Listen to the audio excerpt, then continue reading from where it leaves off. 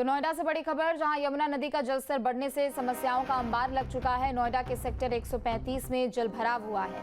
तो बड़ी खबर नोएडा से आपको बता दें, चूंकि यमुना नदी का जलस्तर यहां पर बढ़ रहा है तो लोगों को परेशानियों का और सामना करना पड़ रहा है। नोएडा के सेक्टर 135 में जलभराव देखने को मिल रहा है। जलभराव से लोगों को परेशानियां हो रही है। तो दिल्ली एनसीआर की खास तौर पर बात करें तो यमुना नदी का जलस्तर बढ़ने से रिहायशी इलाकों में पानी घुस चुका है। सेक्टर 135 की बात करें तो यहां पर समस्याओं का अंबार नजर आ रहा है।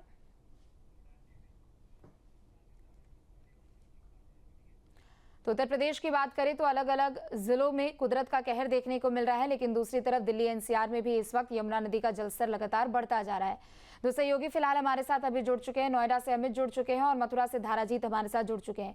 अमित, सबसे पहले आपका रुख करते हुए, चूंकि दिल्ली एनसीआर में इस वक्त यमुना का कहर देखने को मिल रहा है, रिहायशी इलाके, आसपास के जितने भी इलाके हैं वो इस वक्त जलभराव में तब्दील होते हुए नजर आ रहे हैं।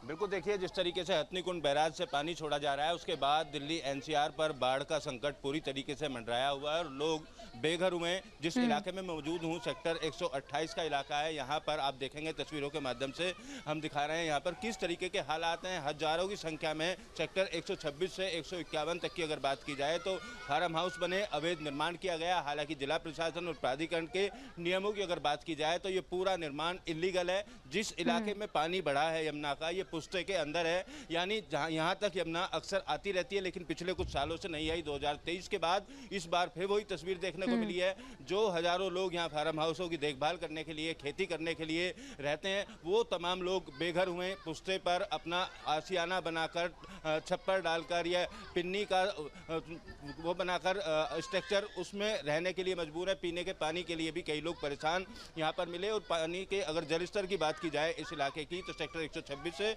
151 तक 43 के आसपास ऐसे गांव हैं जो पूरी तरीके से बाढ़ से प्रभावित हैं। काफ़ी लोगों को निकाला गया, हजारों मवेशियों को यहां से निकाला गया है। इसके अलावा जितने फार्म हाउस हैं उन सब में फिलहाल पूरी तरीके से पानी भरा हुआ और इस इलाके की बिजली को भी काट दिया गया था परसों शाम से, क्योंकि बिजली में कई बार पानी आ जाने से करंट उतरने का डर रहता है। हालांकि किसी को जान का नुकसान तो अभी नहीं हुआ है, लेकिन अंदर बहुत से बेजुबान जानवर जैसे कुत्ते या तमाम जो चीज़ें हैं वो अंदर अभी भी फंसे हुए हैं। लोग ट्रैक्टरों से जाकर अपनी ज़रूरत का सामान लेकर आ रहे हैं। और इस पुस्ते की अगर बात की जाए, पुस्ते की तस्वीर अगर हम दिखा पाएँ तो पुस्ते पर पूरे पर अगर बात की जाए तो हजारों लोग जो हैं वो वहाँ पर रहने के लिए मजबूर हैं, अपने मवेशियों को लेकर रहने के लिए मजबूर हैं। हालांकि जिला प्रशासन की तरफ से ये बात का दावा किया गया था स्कूल और बारात घर के अंदर तमाम लोगों को रुकने का इंतजाम किया जाएगा, लेकिन अभी भी कई लोग ऐसे हैं जो अपना सामान खुद लेकर यहाँ से निकले बाढ़ग्रस्त इलाके से और खाने पीने की जो मूलभूत ज़रूरतें हैं वो पूरी नहीं हो पानी है। प्राधिकरण को पानी के टैंकर का इंतजाम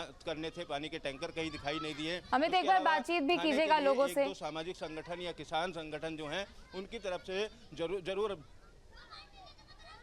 हाँ बिल्कुल बातचीत करते हैं, किस तरीके के हालात हैं इनसे जानने की कोशिश करेंगे। पानी बढ़ने का अनुमान कई दिन से जताया जा रहा था, अब क्या स्थिति है यहाँ पर? स्थिति बहुत ख़राब है। 2 तारीख से पानी लगातार बढ़ रहा है और बढ़ता ही चला जा रहा है कि यहाँ पे सब लोग झुग्गी बार हैं, सब रोडों पर आ चुके हैं। खाने पीने की क्या व्यवस्था है? खाने पीने की व्यवस्था है, जो आदमी अपना जो रोजी कमाने वाले हैं वो अपने ज़्यादा दिक्कत है। अब जो लोग यहाँ अपनी झुग्गी बना कर रह रहे हैं, जो अपना खेती बाड़ी कर रहे हैं, तो उनका स्थिति कुछ ठीक ठाक है फिलहाल। अभी और भी लोगों से बात करने की कोशिश करेंगे। तमाम लोग हैं, सामान अपना जांचने के लिए आप लोग यहाँ पर आए हो, किस तरीके के हालात हैं आगे की बात की जाए तो? ये आगे को तो अभी पानी बढ़ ही रहा है और बाकी हालात तो ठीक है। यहाँ किस तरह की खेती होती है? गुलाब की खेती होती है, सब्जियों की होती है, कितना नुकसान है इसमें? कुछ सब्जियां भी होती हैं, वेजिटेबल वगैरह भी उगाए जाते हैं और फार्म हाउस वगैरह हैं। ये वेजिटेबल वगैरह ज़्यादातर लोग फार्म हाउस में काम करने वाले हैं। जी, ज़्यादातर लोग फार्म हाउस में ही काम कर रहे हैं। बिल्कुल, ये फार्म हाउस हैं, हजारों की संख्या में इन्हीं में काम करने वाले लोग हैं और तमाम लोगों की भीड़ जो है वो यहाँ पर कल से ही लगातार लगी हुई है। जैसे जैसे पानी बढ़ रहा है, कल की अगर बात की जाए तो थोड़ा पीछे तक पानी का स्तर था, लेकिन अब लगातार बढ़ रहा है और माना जा रहा है आने वाले समय में इसी तरीके से जो जल स्तर है वो बढ़ता रहेगा, क्योंकि यमुना दिल्ली की बात की जाए तो खतरे के निशान से बहुत ऊपर बह रही है और लगातार पानी पीछे से छोड़ा जा रहा है।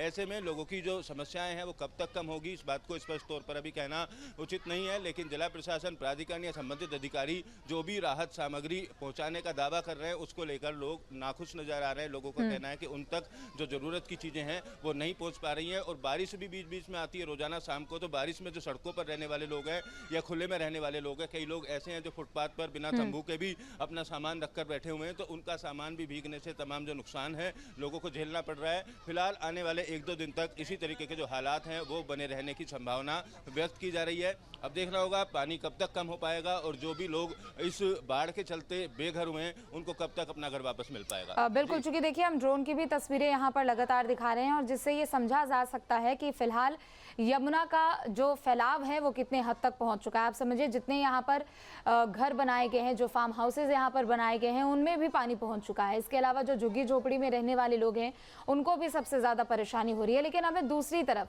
अगर दिल्ली एनसीआर की अगर हम खास तौर पर बात करते हैं तो हर एक मौसम का एक प्रभाव यहाँ पर ज़रूर देखने को मिलता है।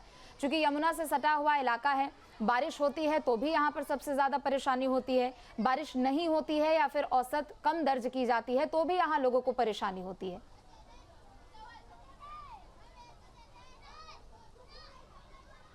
बिल्कुल, देखिए अगर इस इलाके की बात की जाए खास तौर पर बरसात के दिनों में जब बाढ़ आने के हालात बनते हैं तो हिंडन और यमुना 2 नदियों के बीच में बसा हुआ शहर है। एक तरफ यमुना पूरी तरीके से उफान मारती है और दूसरी तरफ हिंडन सेक्टर 63 उसके आसपास का जो इलाका है वो पूरा हिंडन के पास जो रहने वाले लोग हैं वो भी बेघर होते हुए लगातार नजर आ रहे हैं। और यमुना की अगर बात की जाए, जैसे मैं आपको बता रहा था, इस पूरे इलाके की अगर बात की जाए, जो भी ये निर्माण है इस निर्माण को सिंचाई विभाग, प्राधिकरण या यहाँ का जिला प्रशासन अवैध करार देता है। बावजूद उसके इतने स्तर पर यहाँ निर्माण हो गया, इसमें सीधे तौर पर कहीं ना कहीं जो संबंधित अधिकारी हैं उनकी मिलीभगत शामिल है। बीच बीच में बुलडोजर की कार्रवाई इक्का दुक्का फार्म हाउस को तोड़कर अधिकारियों द्वारा जरूर की जाती है, लेकिन ड्रोन के जरिए हम जो तस्वीर दिखा रहे हैं उससे अंदाजा लगाया जा सकता है कि किस तरीके से रात दिन यहाँ पर निर्माण किया जा रहा है। लोगों के द्वारा फार्म हाउस बनाए गए, बेचे गए, दिल्ली एनसीआर के तमाम लोगों द्वारा यहाँ वीकेंड के लिए फार्म हाउस लिए गए, लेकिन जब आपदा आती है यानी बाढ़ जैसे हालात होते हैं उस वक्त जो फार्म हाउस में काम करने वाले मजदूर वर्ग के लोग हैं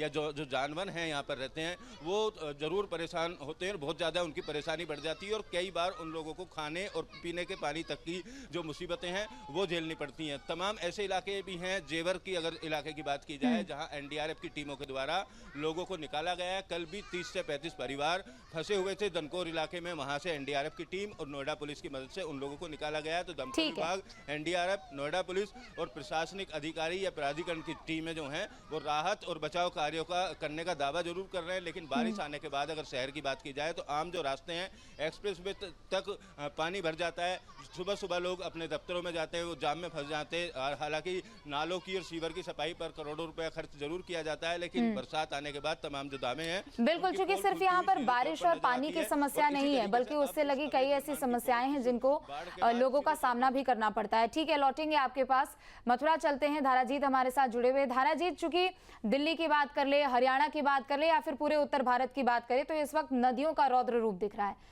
मथुरा चूंकि यमुना से सटा हुआ इलाका है तो यहाँ पर भी परिस्थितियां काफी ज्यादा गंभीर नजर आ रही है। अभी ताजा हालात क्या है?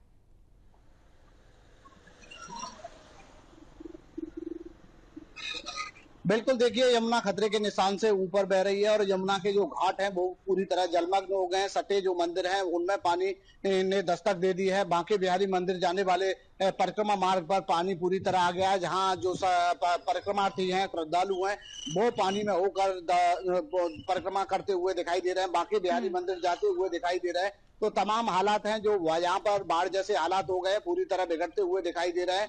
ग्रामीण इलाकों में करीब 1 दर्जन जो गांव है वो पानी की चपेट में आ चुके हैं और गांव पूरी तरह टापू बन चुके हैं। उनके जो संपर्क मार्ग हैं वो पूरी तरह टूट गए। प्रशासन की टीमें लगातार जो राहत बचाव कार्य है उसमें जुटी है और जो संबंधित अधिकारी हैं, जोन सेक्टर स्कीम लागू की गई है तो ताकि जो पीड़ित हैं वो अपनी मदद के लिए प्रशासन से मदद ले सकें। तो तमाम नंबर यहाँ अधिकारियों के जारी किए गए हैं और उनको मदद भी पहुंचाई जा रही है। संपर्क मार्ग है नौझील और शेरगढ़ मार्ग, उसको पूरी तरह रोक दिया गया है। क्योंकि कुछ तस्वीरें पिछले दिन ऐसी आई थी कि वहां बाढ़ जैसे हालात हो गए थे, लोगों के बहने जैसी स्थिति हो गई थी। लोग रोड क्रॉस कर रहे थे, तमाम ट्रैक्टर ट्रॉलियों में कुछ लोग अवैध वसूली भी कर रहे थे जो रोड पार कराने के नाम पर कर रहे थे। तो प्रशासन ने तमाम एहतियात बरतते हुए उन स्थानों को पूरी तरह रोक दिया है और साथ ही यमुना से सटे इलाकों में अलाउंस किया जा रहा है कि लाउड स्पीकर से कि जो लोग यमुना से सटे इलाके में वो तत्काल उन स्थानों को छोड़ दें,